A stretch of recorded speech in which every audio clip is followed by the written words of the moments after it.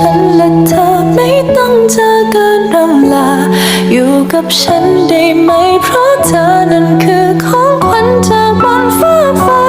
อ่อนวอนสวงสวรรค์ต้องมีสักวันอ้อนวอนยังโชคชะตาท้องทะเลขอบฟ้ากว้างไกลคิดถึงคนไกลให้สายลมหนาวพัดพาความรักอยากหยุดวันเว